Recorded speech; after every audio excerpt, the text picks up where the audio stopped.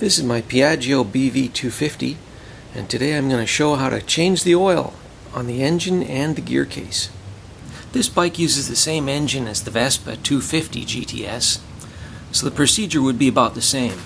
First off, I've put an oil drain pan under the drain plug, and I've put the bike on the side stand. You have to put it on the side stand because the center stand will interfere and you won't be able to put a drain pan under it. And you'll need a 24mm socket to take that drain plug off.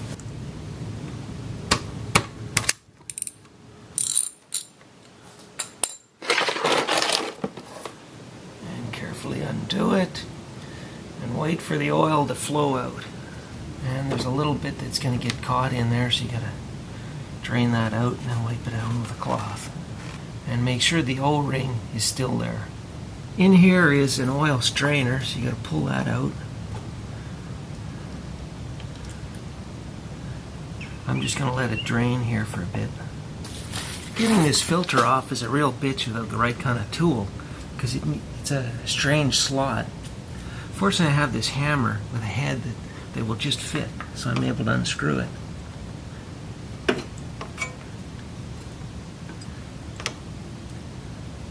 And now I can get it the rest of the way by hand. And then just put that there to drain. Because I'm going to have to hold the bike up flat and level to get the last of the oil out, because it is on an angle pointing the wrong way.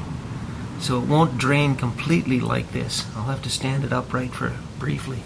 So I'll just stand it like this for a while. And there's a whole lot more oil draining out of there. It's too bad I couldn't put this on the center stand. So to clean this oil strainer, I'm just going to splash on a bit of kerosene and try and get the chunks of steel that are in there out. You can see a couple of them right around the rim there. And give it a cleaning and then dry it thoroughly with paper towel before putting it back in. We're going to put the drain plug back in and put on the oil filter. So first thing to do is put in the strainer, which I've got cleaned here and dried, and be sure and put it handle side out. So this is the handle here, and just push it all the way in. And then screw on the drain plug.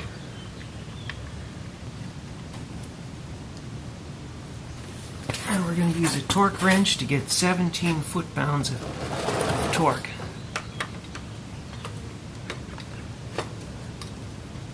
Almost there.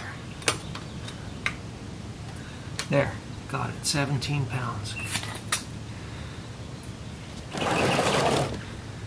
And then here's my new oil filter. It's got the same funny little hole in there. I'm going to prime it with some engine oil. And then just make sure I've got oil on the seal. And then screw it back on. So I'm doing it up finger tight, and then I'm going to torque it down. So I'm going to torque it down. The specs say 4 foot-pounds. So really 4 foot-pounds is just finger tight. So that's about as tight as I can get it by hand. So now I'm going to put oil in the engine. And there is a bit of a problem. The book says use 5W40 SJ oil. But I can't get that kind of oil in this part of the world. So I'm going to use this Honda 10W40 instead. It is SJ and it is synthetic. And it would be nice if I could use the 5W40 called for. But if I can't buy it, I don't have much choice. So the book says put in 1.2 liters. And I'm going to pour it in right here through the dipstick. Now you do have to watch in that there's an edge, so there's going to be oil peeing everywhere if you don't get it in the hole. So I've got a little trick for that. I've got this top from another set of oil, and I'm just going to use that to squeeze the oil in through the narrow opening of the dipstick. Okay, so now I've put in the 1.2 liters of oil, and I'm going to start the engine and let it run for a few seconds.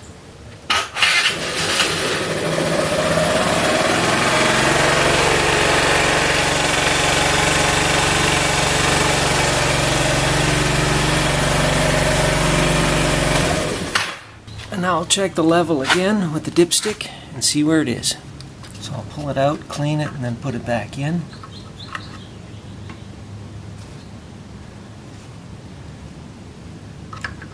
Now you do have to watch that you don't cross-thread this dipstick as you put it in. It's a rather finicky fit, and you have to screw it all the way down. And there I have it, it's full. Now for the transmission oil. The drain plug is in a really strange spot right down here, and it's going to pee oil all over the tire if I'm not careful. So I put this aluminum cooking pan underneath and wedged it in, so it's going to catch all the drips. Now to access the drain plug, I have to go through a hole in the disc brake. Right there. Now as you can see, the drain pan just moved a little bit, so I'm going to have to put it back as soon as I get the oil draining. So this uses a 6mm Allen key, but it's kind of hard to get your fingers in there, so I'm going to have to use these vice grips.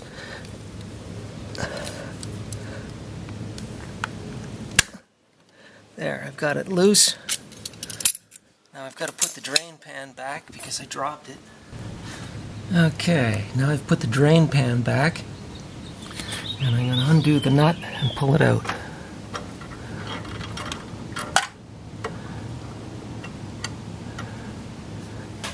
And now it's draining into this drain pan. And I'll just let it go until it's complete. So to help it drain a little faster, I'm going to pull out the dipstick.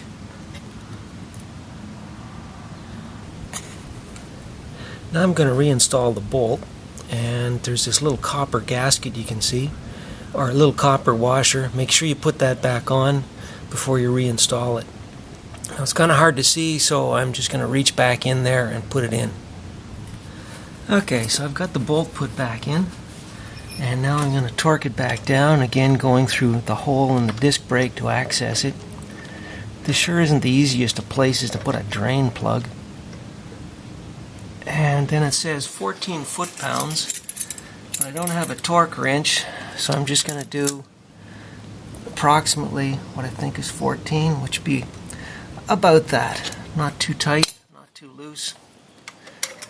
And there we go, drain plug is in. Now to fill it. So now to fill it, and the book calls for 0.4 liters of 75 W85 lubricant. And I'm just going to pump that in, and then I'll check it with the dipstick when I think I have it about right. And there we have it, it's full, and our oil change is complete.